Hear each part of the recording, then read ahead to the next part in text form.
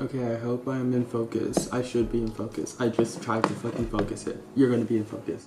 I've been trying to record this video for the last 25 minutes and everything has been going wrong in the worst possible ways, but we're here. Please excuse the mess you see. She's a work in progress, but the reason I'm recording this video is basically to give a life update, also to talk to something that's not myself for once. A lot has changed, let's say that, in the last. That's my cat, Esmeralda. Now we're ready. My God. Ever since graduation, I have been in much pain. I've been in like a psychological pain of not knowing who I am or feeling lost in myself or like within my identity. And that has been one of the hardest things I've ever, if not the hardest thing that I've been through. Not knowing who you are, not having your own sense of self, not having confidence in your identity makes you feel like a fucking fraud in everything that you do and everything that you have done. Or at least it did for me. It made me feel like I was pretending. And I know that I wasn't. I know that now. But in the moment it just felt like I was pretending everything. That my entire life had been some stage play and that once graduation hit, I was done performing. Most of the kids my age are touring college campuses right now. The college that they're gonna be attending in August or in the fall. Like, I'm not doing any of that. And that's not to say that I don't have anything going on, because I do. I'm about to say goodbye to Texas for the second time in my life, and I'm really excited about that. But there's a lot that comes along with that, and it's a whole process. So I think where I started to beat myself up the most was about a week after graduation. And I think it started with a thought in my head, and that thought was, what are you gonna do when you move? And it wasn't necessarily about a career thing. It's more so realizing that I'm unhappy with the person that I am right now.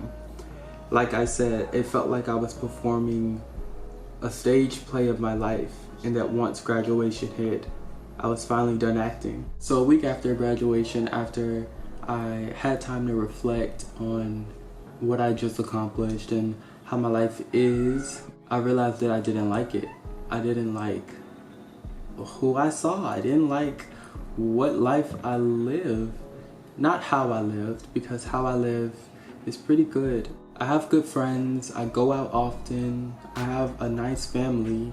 But what I found that was lacking was things that I personally wanted from me. My inner child was not happy. My inner child was calm, but he was not happy. He isn't happy. He's not happy because I've allowed myself to cope through hardships or hard times. When I fell on bad times, I allowed myself to null him. I allowed myself to ignore him so that I could survive a situation. And I never quite got out of survival mode.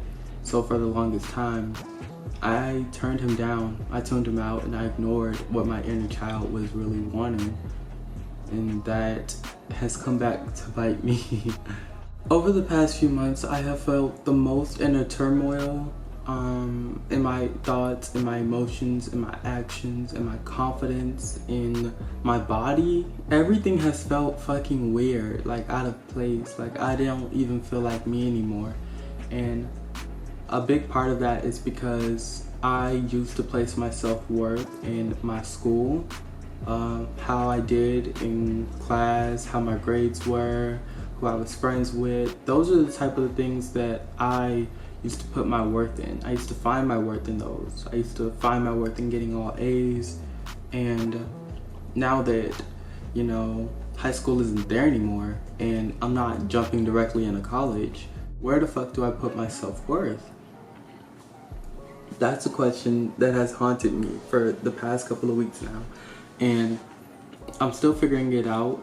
It's not something I've completely figured out 100%, and I don't think it's something I'll ever completely 100% figure out, because even when I did find my self-worth in my grades or whatever, I was mad at myself for doing that. I hated myself for constantly checking my grades, for constantly trying to see if teachers updated grades so my 89 can go up to a 90. Like, what? I was obsessed. And a big part of that came from not wanting to disappoint. Now, my parents aren't the typical, like, oh, you get all A's or you get nothing type of parents. They are just happy that I did good in school. My dad and my stepmom at least, but my mom, she's like, no, you gotta be the achiever, the overachiever, you gotta do it. I've just felt that constant pressure of having to not just achieve or meet, but to exceed and overachieve, which is why I focus so heavily and why I place my self-worth in my grades. But now that I'm taking the time to listen to my inner child and to get rid of all of those pressures that were pushed on me, I'm realizing that my self-worth doesn't lie in what kind of grades I get or how many people I, have as friends or interact with. It lies in what I want creatively. How can I express myself? It's all about self-expression. And I think that is what I was missing for so long, because I had all those pressures on me about doing good in school and, making the right friends and keeping my sanity. I didn't allow myself the freedom of self-expression. I learned to suppress my emotions. I learned to let things go, which isn't a bad thing. It's not a bad thing to know when to let things go. But when you just get in the habit of constantly letting everything go, you don't hold on to anything. And I was letting go of the right things, but there were also some things that I shouldn't have let go. There are some things I should have expressed myself, and I should have been loud about it. I should have spoken up, and I didn't, because I was afraid of expressing myself. I was afraid of being real. I was afraid of being authentic. That was it. It's crazy for me because, like I said, my inner child. What? You want screen time? This is the only screen time you'll get. Okay. Now stop being an attention whore. What was I saying? My inner child has always been about self-expression. My inner child has always been about creating and releasing my emotions through art. And I feel like at the end of my senior year of high school, I started to describe who I am. And as I was describing who I am, I started looking at my life, and my descriptions in my day-to-day life, it didn't match up. It didn't match up at all. I was describing the person who I've always been and the person who I want to be, but I was looking at someone who wasn't me. I was living a life that wasn't me. That is what has been weighing me down. And I realized that I did it to myself. I forgive myself for that because I know I did it to be okay.